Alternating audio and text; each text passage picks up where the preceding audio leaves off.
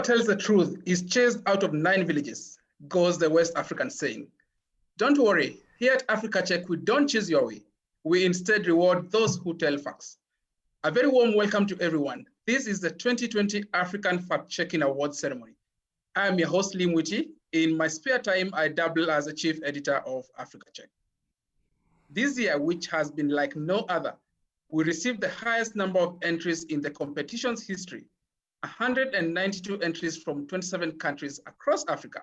We have gone from strength to strength since our inaugural awards year in 2014, when we had about 40 entries from 10 countries rather. This growth can only be a wonderful advertisement for the growing and vibrant practice of fact-checking on the continent. To get the ball rolling, I will now invite Samba Badji, who is Africa Check's French language editor, to tell us a bit more about why we are so delighted to run this competition every year. He will be doing his introduction in English, whereafter he'll summarize it in French. Here is Samba Badji.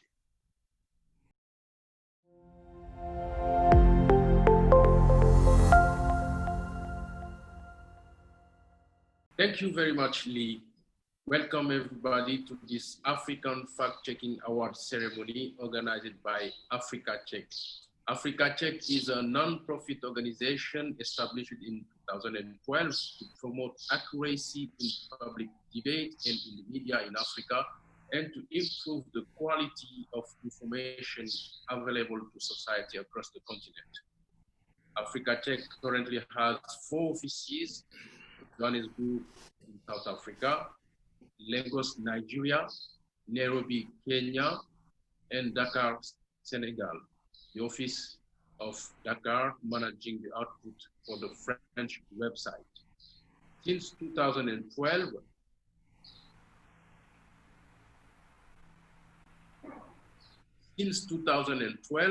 Africa Check has verified over 1,500 claims on topics such as crime and race in South Africa and demographic figures in Nigeria.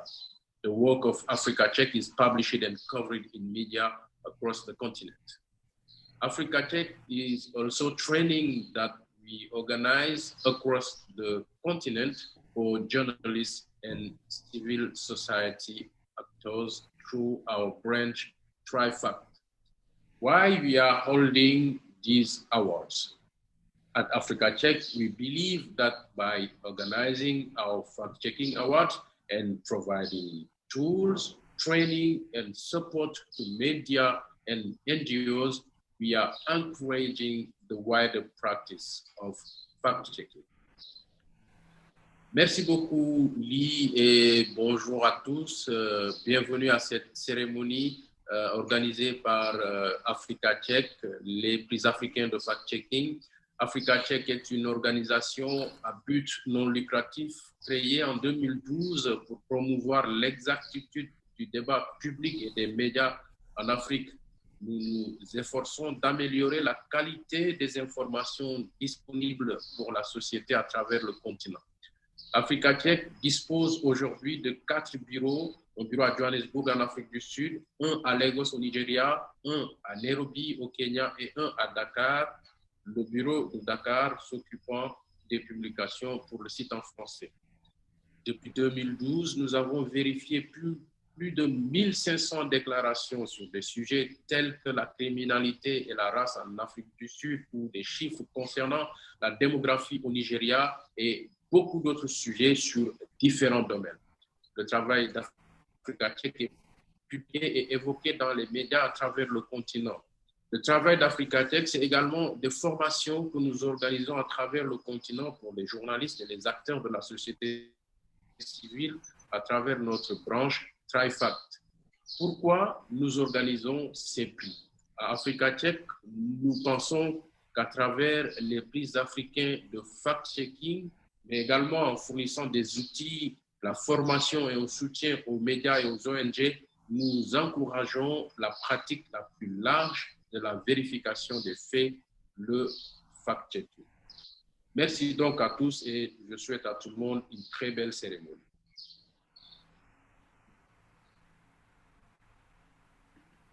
They say French is the language of the elegant. Merci beaucoup, Samba, for so elegantly reminding us of our raison d'etre, our reason for being. Now, who are our judges? What were they looking for in the entries? To give us a detailed sense of this and to tell us who in our 11-strong shortlist made it to the final four is Dr. Rukaya Kasenali, the chair of the judging panel. Dr. Kasenali is Associate Professor in Media and Political Systems at the University of Mauritius and the Chief Executive Officer of the African Media Initiative, a Pan-African organization that seeks to strengthen the continent's private and independent media sector. Here is Dr. Rukaya Kasenali.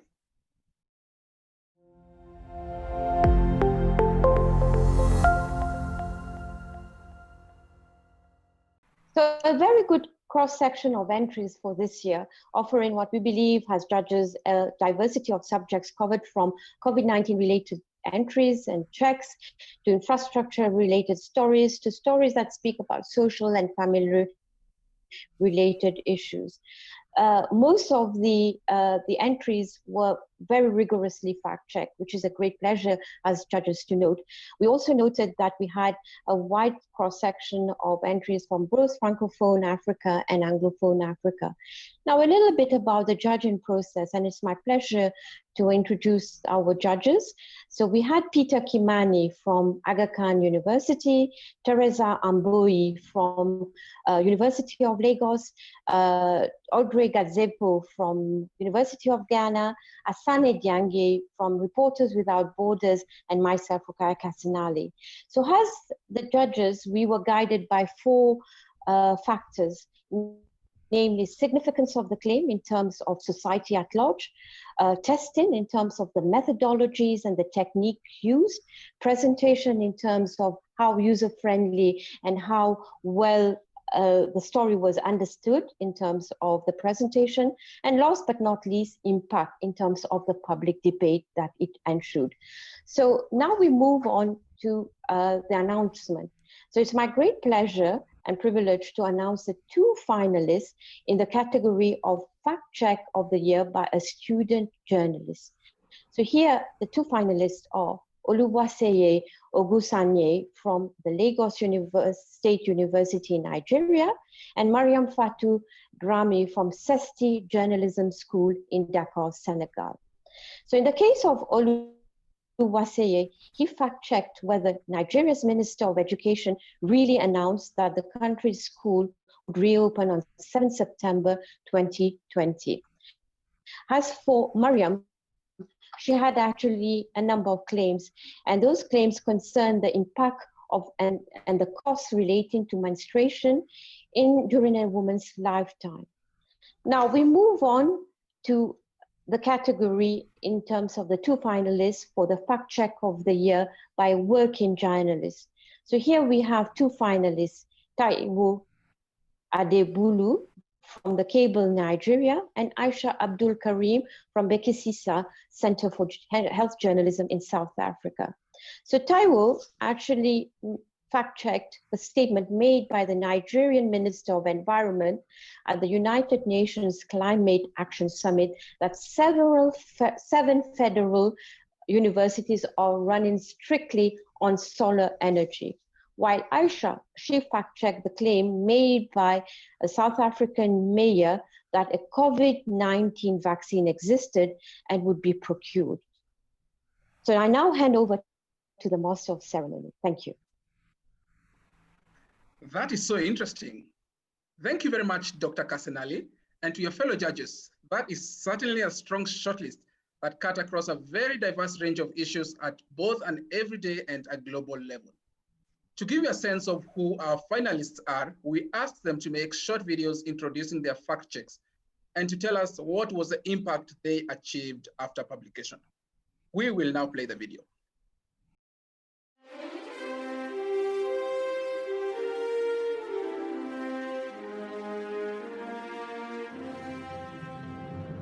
My fact check was about a viral doctored video showing the Nigerian Minister of Education, Malam Adamu, announcing that Nigerian schools, especially tertiary institutions, can now resume on September 7, 2020.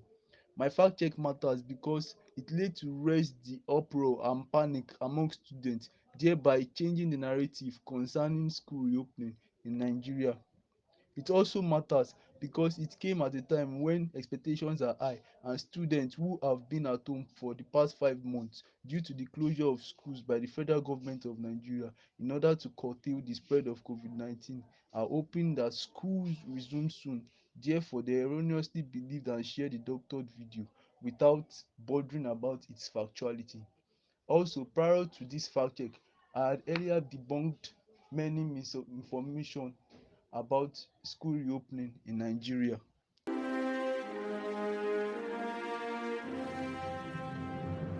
Mon article de vérification des faits portait sur 3 affirmations faites par une organisation féministe par rapport à la gestion de l'hygiène menstruelle des Sénégalaises, notamment des jeunes filles. J'ai donc décidé de vérifier d'abord si oui ou non 56% des Sénégalaises ne vont pas à l'école quand elles voient leurs règles. Ensuite, si ces jeunes filles pouvaient manquer jusqu'à 145 jours d'école en période de menstrues. Enfin, voir si entre 600 000 francs CFA et 1 500 000 francs CFA, c'est ce que dépense une Sénégalaise durant ses règles au cours de sa vie. Après la publication de mon article, beaucoup se sont rendus compte du fossé entre les chiffres avancés et la réalité. L'article a été également plusieurs fois partagé sur les réseaux sociaux.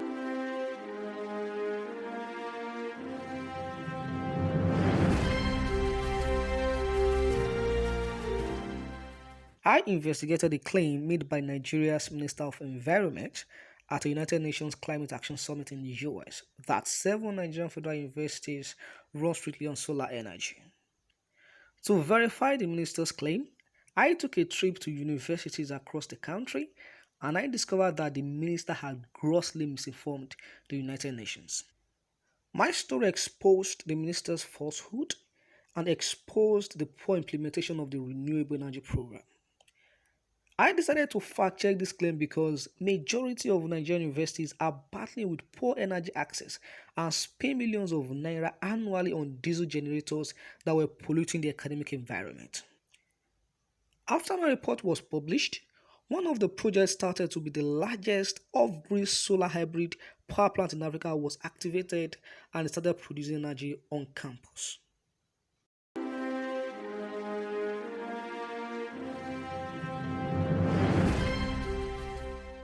I investigated a claim made by a local South African mayor that said he would be using city emergency funds to procure an alleged coronavirus vaccine. My fact-checking report matters because following this mayor's statement, the claim that a COVID-19 vaccine existed started gaining attention and support amongst government departments, labor unions, and broader society. This was all happening during the early stages of South Africa's COVID-19 epidemic, when very little was known about the virus and potential treatments. This made it potentially dangerous should people try to seek out this medication, or had it resulted in government money being diverted away to a non-existent vaccine instead of being otherwise used to respond to the outbreak. After my report was published, the mayor partially retracted his claim and corrected his statement to reflect that the medication was not a vaccine. The piece also led to changes in South Africa's national guidelines to reflect that the medication in question was not a viable treatment for COVID-19.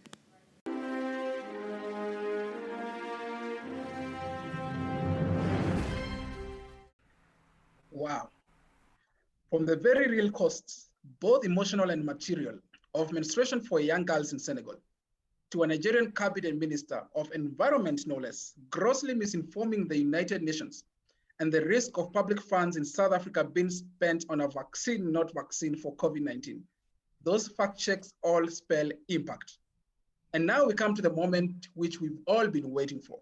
Who are our two winners? I will now invite Africa Check's Executive Director, Noko Makato, to put us out of our misery. To quickly recap, the categories are Fact Check of the Year by a working journalist, Fact Check of the Year by a student journalist, and one runner-up in each of these two categories. There is also a cash prize. The winner of the award for Best Fact-Checking Report by a working journalist will get a prize of $3,000 US. while the runner-up will be awarded $1,500 US.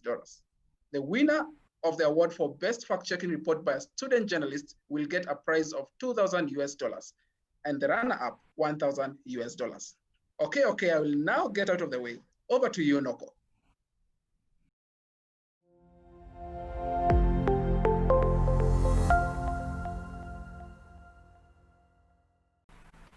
Thank you, Lee. Good afternoon, everybody. I'm delighted to announce the winners of the 7th edition of the African Fact-Checking Awards.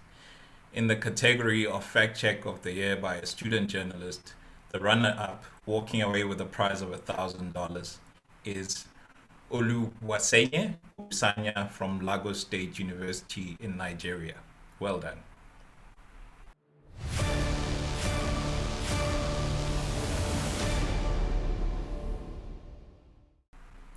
And of course, the winner of the prize, $2,000, is Mariam Fatou Dramé from CESTI Journalism School in Senegal. Congratulations.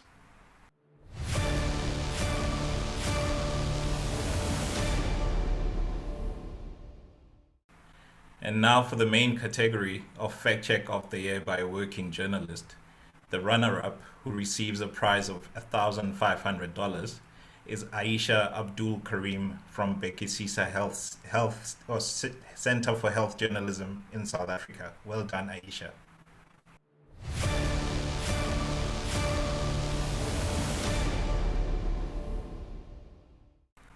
And now it gives me great pleasure to announce the winner of the African Fact Checking Award in the category of Fact Check of the Year by a working journalist with a prize of $3,000. Taiwo Abdulu from the Cable in Nigeria. Well deserved, Taiwo, and a big congratulations.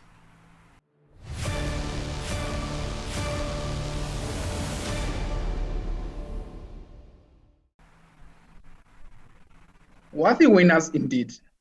Thank you for raising the fact-checking flag. And to our runners-up, congratulations. Thank you, Noko. We also want to thank all entrants to this year's awards for growing the practice of fact-checking on the continent, and look forward to seeing even more entries from you again next year. A deep note of appreciation to our esteemed judges, Dr. Kasenali of the University of Mauritius, Dr. Peter Kimani from the Aga Khan University in Kenya, Dr. Teresa Amobi of the University of Lagos, Professor Audrey Gadzeko of the University of Ghana, and Asan Dian from Reporters Without Borders, who really is an alumni of Africa Check. Thank you once again. It would also be remiss of me if I did not appreciate our hosts, Wits Journalism, and the superhuman organizers of the African Investigative Journalism Conference for this very valuable platform and for making sure everything runs like clockwork. And a special thank you to Anton Haber, the chair of our Board of Trustees, for your invaluable support year in, year out. Lastly, but by no means least, our deep gratitude to Karina van Veek, who is our just tireless head of education and training, for all the long hours over the months you and your colleagues have put into the awards, and for being the strong glue that has held us all together in this journey. Thank you, Karina. And that concludes the 2020 Africa Fact-Checking Awards ceremony. See you again next year right here, but most importantly, be safe. A great evening to you all. Thank you for your time. Bye-bye.